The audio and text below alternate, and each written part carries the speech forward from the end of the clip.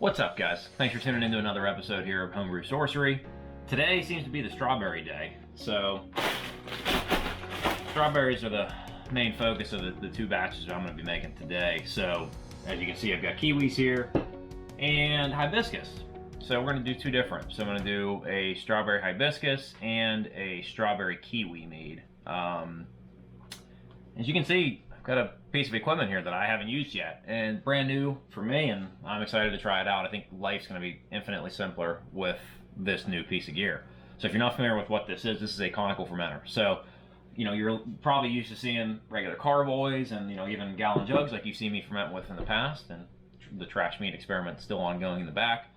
But if, like for me, doing any amount of brewing, you realize how much work you have racking, taking the secondary, and then also bottling and waiting for things to come out of suspension, all that kind of stuff. That's my biggest pet peeve with brewing. So for me is if I can eliminate that by buying one piece of equipment that makes my life infinitely simpler, I'm sold. So I bought one of these just to try it out, see what I think. If I like it, I'll probably stick with these in general, period, from now on, just because if it works as what they say it will, how much time it's actually going to save me, I'm going to love it. So we'll see. But this is the fast ferment. This is the 3-gallon conical fermenter. They make a larger one. I think it's 7.5 gallons for 5-gallon batches.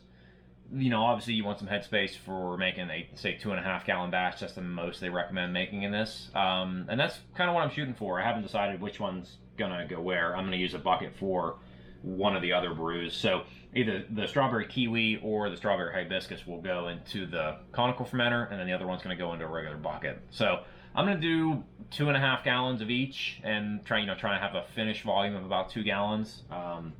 For both of these, as if you brew with any amount of fruit, bags are really nice, brewing bags. You can, especially with strawberries and then also with the kiwis, you know, the seeds are tiny, and them coming out of suspension and falling to the bottom, you know, they can get stuck in a racking cane, they can get, you know, kind of clog everything up. So that's something that I think you want to try and separate and get, you know, pulled to the side. That way you don't have to fight with that later. So putting it into a bag as you're going to ferment, or if you're going to add it to secondary, however you choose to do that, makes life a lot simpler. So that's what we're going to do.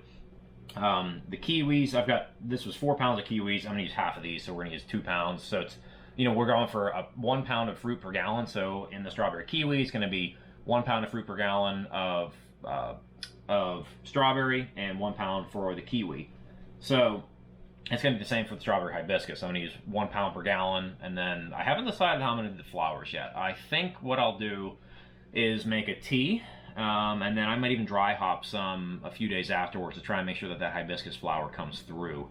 If you've never worked with it, which I haven't, I've had other things that have hibiscus in them. I was blown away at just tasting it, smelling it, just opening the bag. I mean, it's like, the best way I can describe it is almost like when you open and smell the flower, it's like a dehydrated piece of fruit, almost like a dehydrated strawberry or a dehydrated raspberry. It is incredible. So I'm really excited about trying that. Again, I've tried another strawberry hibiscus. It wasn't a mead, I think it was a seltzer, and it was fantastic. And I think that's a flavor profile that goes very well with mead. So I'm excited to dive into these, and let's get started.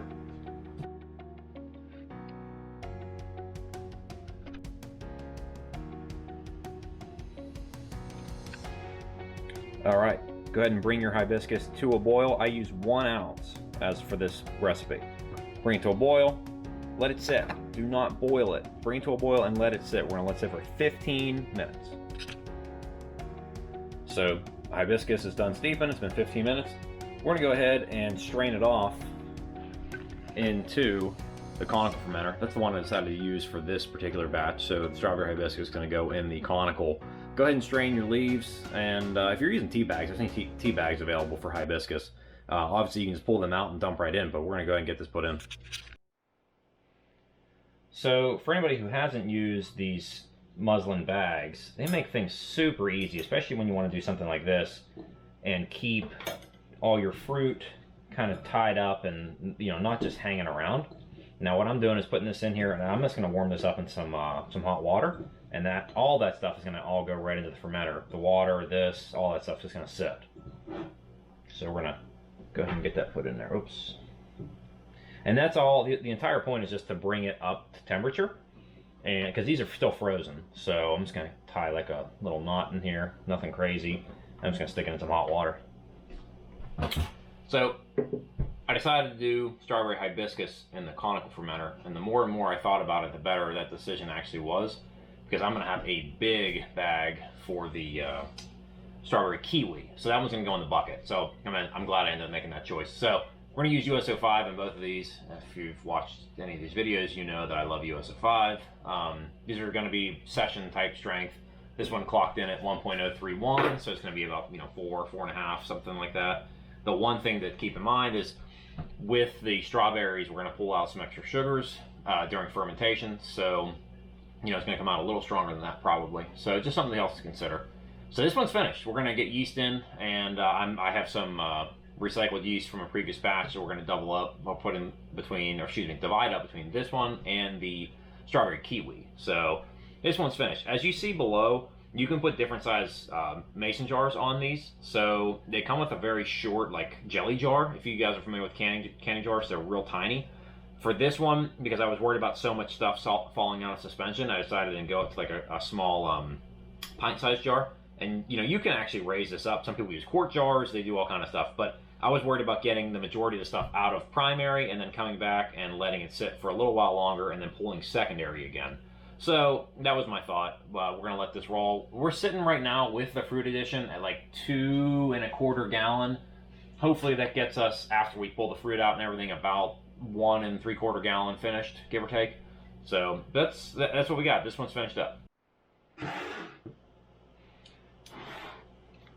All right, so if you haven't worked with fruit before, this is the kiwi that we're going to use for the strawberry kiwi mead. So these have already been frozen. I've already taken the stems and the peels off, and this was a regular 4-pound package. Now at this point, with 4 pounds, or start with 4 pounds, by the time it's all said and done, you're actually left with 3 pounds of the actual fruit itself. So I'm going to use 1.5 pounds in this batch, and this is going to go with the 2 pounds of strawberry. So this is for a 2 to 2.5 gallon batch. I'd really like to come out with 2 gallons of drinkable mead. And so these have already been frozen. So if you haven't worked with fruit before, it's really important to freeze, or it makes sense to freeze in my opinion, is because the freezing actually bursts the cell walls, and that allows more of the flavor to actually come out of the fruit. And so you don't necessarily have to mash it per se. So all we're going to do is come through here and literally just chop these into smaller chunks. You can do as much or as little as you want. I guess you could use a potato masher, which is, totally acceptable. I'm just going to go into little chunks because I don't really know that I need the rest of that. So here we have our strawberries and our muslin bag. We're just get these all put in, and then we're going to put the kiwis in afterwards. So the intent that what I'm trying to do here is bring these up to temperature. So these are still frozen, and sticking them right into a brew with live yeast would not be a good idea. So we're going to wait till these come up to temperature, but we're going to kind of help them along by getting them in this bag and getting some water on and just trying to bring them up. It doesn't have to be anything fancy.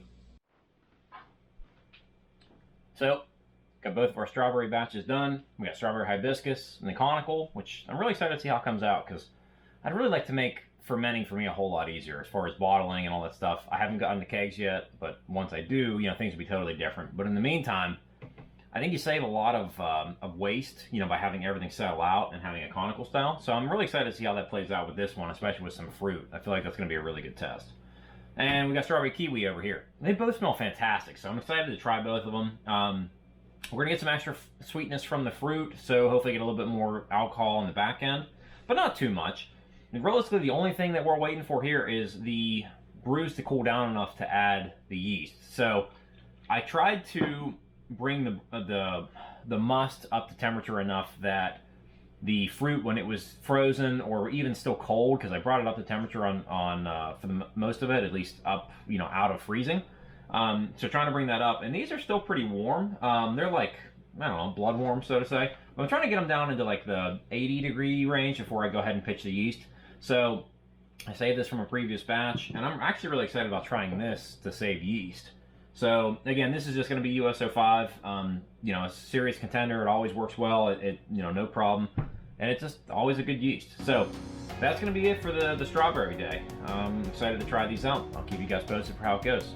Thanks for tuning in to another episode of Homebrew Sorcery. If you have any questions, feedback, comments, drop them below. I'd love to hear them.